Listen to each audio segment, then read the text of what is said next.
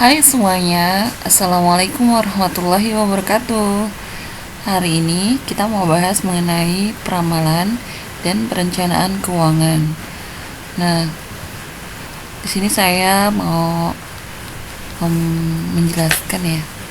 Secara pengertian, perencanaan keuangan itu suatu kegiatan perusahaan untuk memperkirakan kebutuhan dana di masa yang akan datang.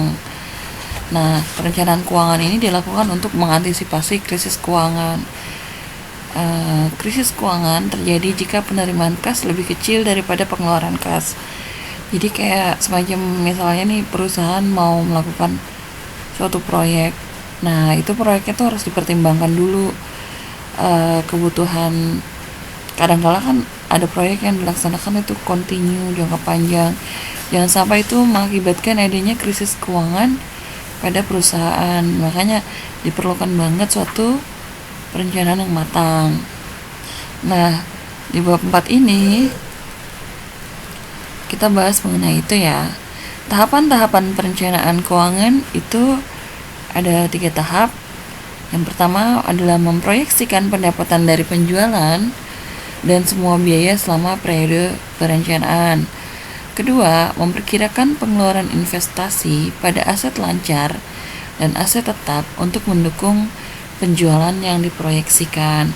Ketiga, menentukan jumlah dana yang dibutuhkan sepanjang periode yang direncanakan. Nah, biasanya perusahaan akan melakukan perencanaan keuangan untuk kebutuhannya pada tahun depan. Nah, di sini dijelaskan ada 2 cara untuk menentukan kebutuhan dana untuk tahun yang akan datang. Yang pertama adalah dengan metode persentase penjualan, dan yang kedua adalah menggunakan rumus. Nah, metode yang pertama itu dengan persentase penjualan akan dilakukan 4 langkah, yaitu pertama, ubah setiap pos aset dan liabilitas yang berhubungan langsung dengan penjualan dalam bentuk persen. Kemudian, proyeksikan aset dan liabilitas berdasarkan proyeksi penjualan. Kemudian, langkah yang ketiga, proyeksikan tambahan laba ditahan dengan rumus proyeksi penjualan dikali dengan proyeksi laba bersih dikali dengan 1 dikurangi proyeksi dividen. Nah, langkah yang keempat, proyeksikan kebutuhan dana di masa yang akan datang dengan rumus proyeksi total aset dikurangi dengan proyeksi total liabilitas dikurangi dengan proyeksi ekuitas atau modal sendiri. Nah, kalau saya ngomong aset, ini di sini terusnya aktiva ya. Dibiasakan saja mendengarkan istilahnya adalah aset. Kemudian hutang itu istilahnya adalah liabilitas, modal sendiri adalah ekuitas. Selanjutnya kalau dengan cara rumus itu menggunakan rumus DFN, di mana nanti DFN itu akan dihitung merupakan hasil pengurangan dari proyeksi perubahan aset dikurangi dengan proyeksi perubahan liabilitas dikurangi dengan proyeksi perubahan ekuitas. Nah, di mana komponen perubahan aset dan perubahan liabilitas itu menggunakan rumus seperti ini ya. Aset per penjualan dikali dengan penjualan tahun kedua dikurangi dengan penjualan tahun pertama. Dan proyeksi perubahan liabilitas dihitung dengan liabilitas dibagi penjualan dikali dengan penjualan tahun kedua dikurangi dengan penjualan tahun ke-1. Jadi T plus 1 itu adalah tahun kedua.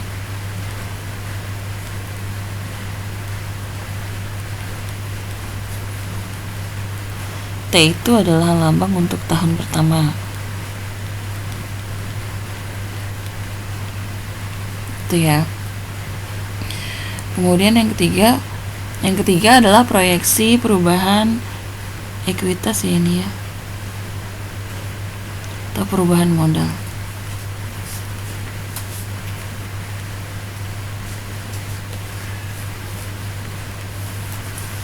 Ini dihitung dengan cara menghitung net profit margin tahun kedua dikali dengan penjualan tahun kedua dikali dengan 1 minus B, di mana B ini adalah rasio dividen yang ditetapkan oleh perusahaan tersebut.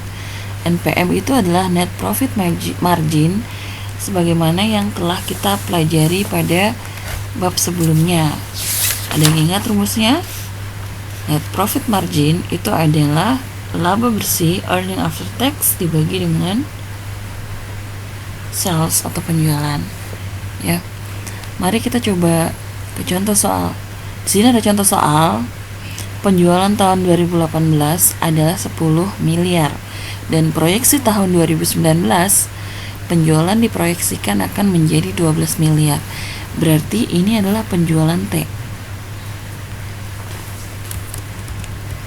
Penjualan tahun pertama atau penjualan T. Nah, sementara untuk tahun 2019 karena ini 1 tahun setelahnya, ini menjadi penjualan T plus 1.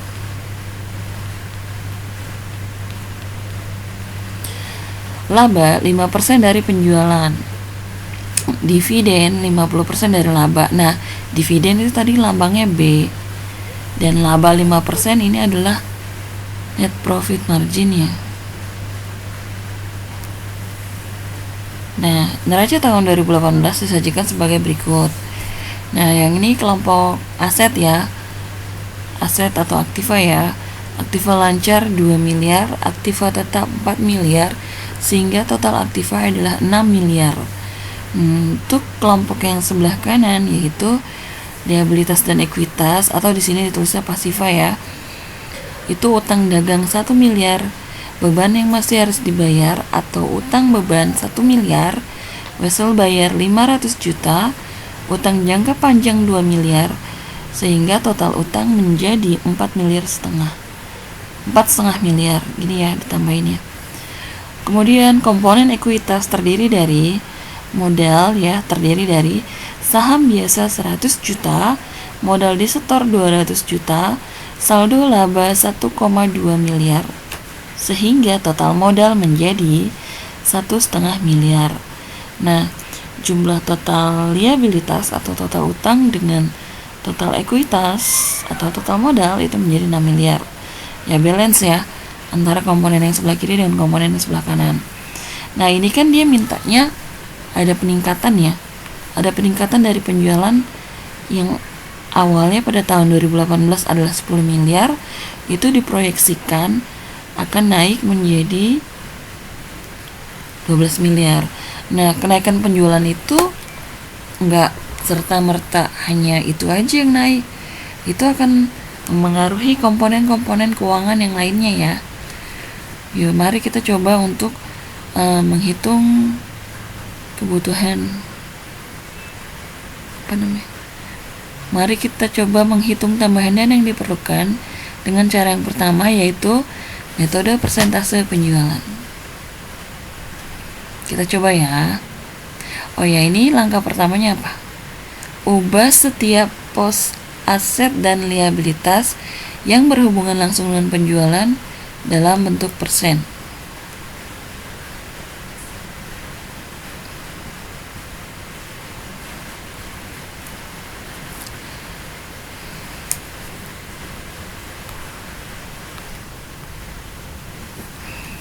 Ya, kita kembali lagi ya.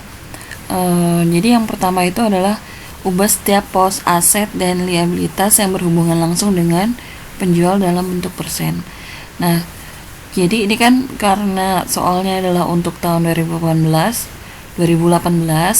maka ini berarti persentase penjualannya itu diambil dari membandingkan antara aset lancar ini dengan penjualan pada tahun 2018 ya. Sebagaimana dijelaskan di soal ini, tahun 2018 itu kan 10 miliar ya. Berarti kita mencari persentase aset lancar, aset tetap, dan komponen liabilitas yang ada hubungannya sama penjualan. Nah, ini 2 miliar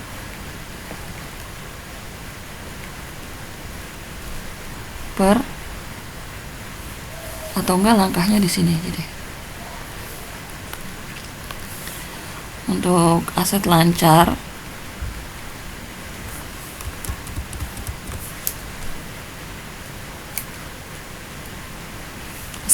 atau aktiva lancar ya,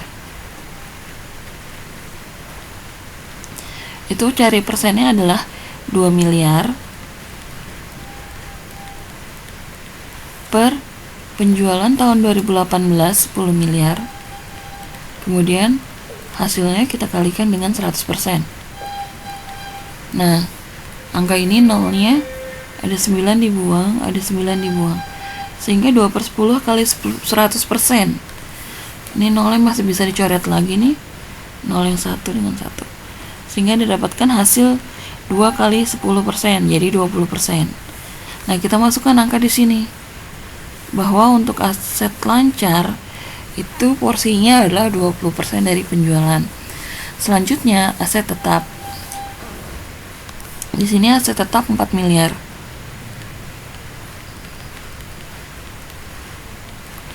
4 miliar, kita masukkan angkanya di sini.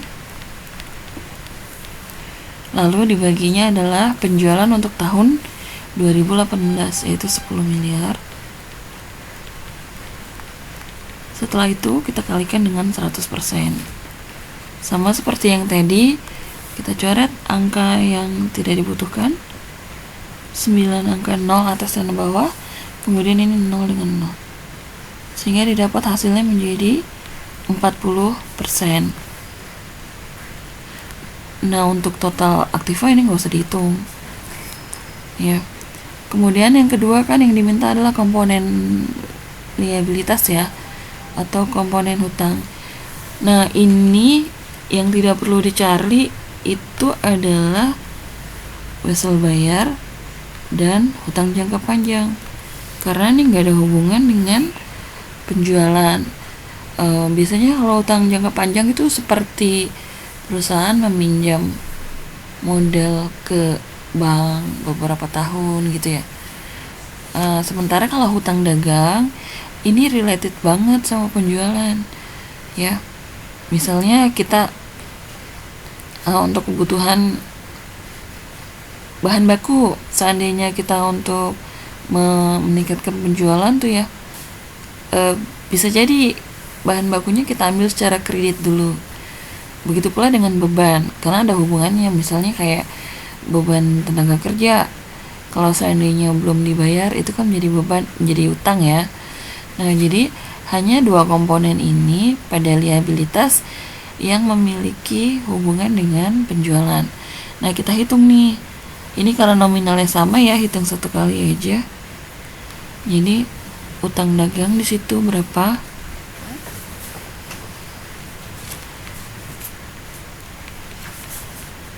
Utang dagang di situ 1 miliar. Berarti kita bandingkan 1 miliar, bawahnya adalah 10 miliar.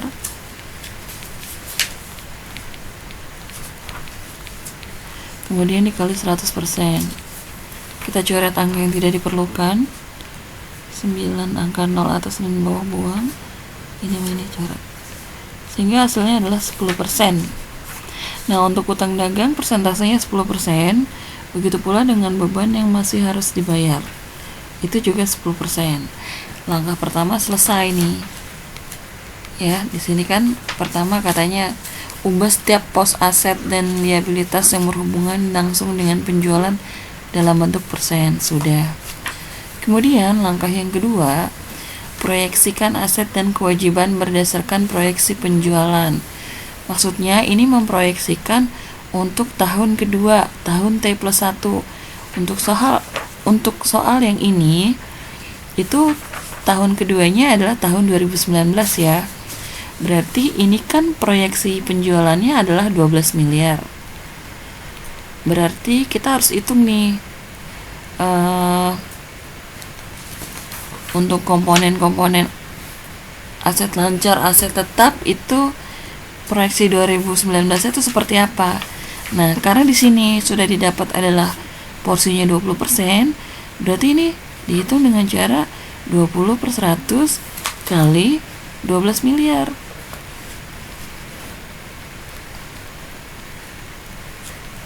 gitu ya. Sehingga didapat hasil adalah 2 miliar 400 juta.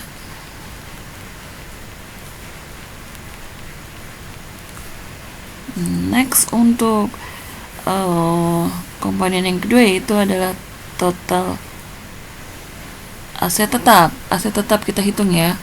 Ini persennya 40%. Berarti kita tulis di sini 40/100 kali 12 miliar. Sehingga hasilnya menjadi 4,8 miliar.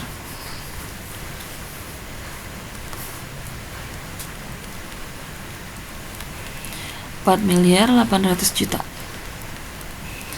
Untuk total aset atau total aktiva ini kita bisa jumlahkan langsung.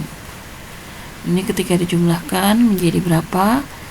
2,4 miliar ditambah 4,8 miliar menjadi 7.200.000.000. Langkah berikutnya kita hitung lagi untuk yang hutang dagang dan beban yang masih harus dibayar. Di sini kan komponennya 10% ya. Sebentar, ini kegedean.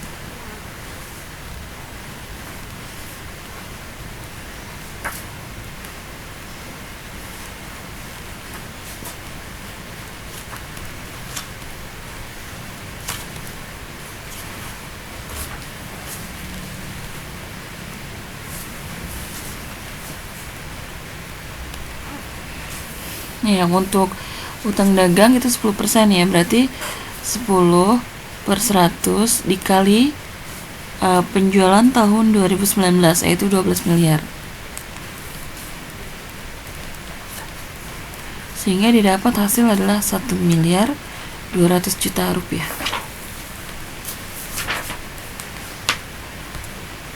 Selanjutnya untuk yang beban juga sama angkanya, 10% dikali 12 miliar, hasilnya juga 1.200.000.000.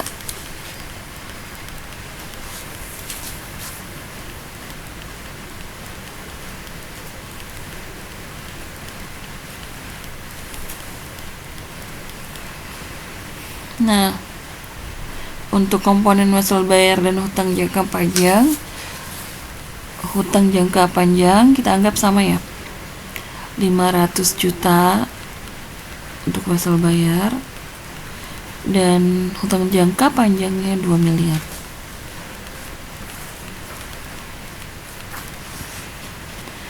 Untuk komponen yang lain kita anggap tetap kecuali untuk saldo laba ya. Sebentar, kita salin dulu yang komponen lain ya. Ini setelah utang dagang, beban harus dibayar, wesel bayar dan hutang jangka panjang sudah dihitung. Ini kita jumlahkan kembali. Total liabilitas kita jumlahkan. Ini yang ini kan total aset ya. Kemudian total liabilitas kita jumlahkan menjadi 4.900.000.000. Nah, selanjutnya saham biasa kita anggap tetap yaitu 100 juta. Modal disetor 200 juta. Saldo laba yang berubah. Saldo laba itu berubah mengikuti dengan rumus proyeksi tambahan laba. Kita lihat lagi rumusnya ya. Kita masuk ke langkah C ya, langkah ketiga. Langkah kedua sudah, langkah ke-1 sudah. Sekarang kita masuk ke C. Proyeksikan tambahan laba ditahan dengan rumus proyeksi penjualan dikali proyeksi laba bersih dikali 1 minus proyeksi dividen. Nah, proyeksi laba bersih dari soal sini adalah 5% ya. Kemudian dividennya 50%, penjualannya 12 miliar. Nah, kita masukkan ke kolom yang ini ya. Kita hitung dulu ya.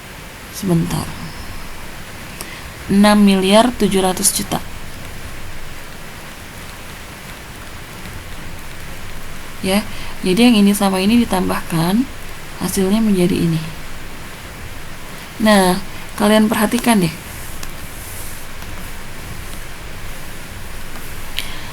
angka total modal dan utang, atau di sisi kanan ya, sisi total ekuitas, total liabilitas dan ekuitas, ini 6.700.000.000.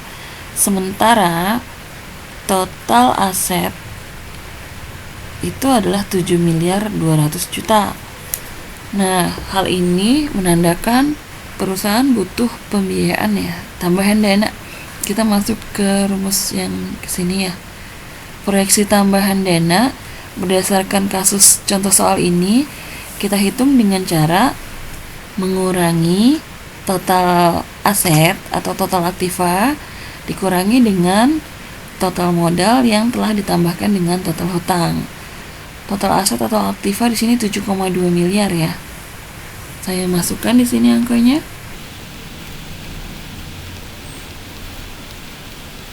Kemudian dikurangi dengan total modal ditambah total utang. Ini langsung aja ya, udah ditambah ya. Atau mau ditulis juga boleh. 4918. 4.900.000.000 ditambah 1.800.000.000. Ini totalnya menjadi 67. Sehingga 7.200.000.000 dikurangi dengan 6.700.000.000. Maka berdasarkan hitungan ini didapatkan angka kebutuhan dana itu adalah sebesar 500 juta rupiah.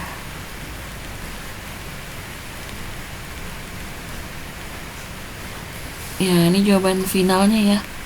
Jawaban finalnya atas pertanyaan dari contoh soal di sini. Ya, di sini contoh soalnya dibilang tentukan tambahan dana yang diperlukan. Maka jawabannya adalah 500 juta rupiah. Oke, semoga bisa dipahami ya. Kalau sulit, nanti bisa diulang-ulang lagi videonya. Oh ya, untuk yang metode kedua saya pecah dengan video berikutnya ya, karena ini sudah terlalu panjang durasinya. Terima kasih atas perhatiannya. Semoga bisa membantu kalian untuk memahami materi pada bab 4 ini.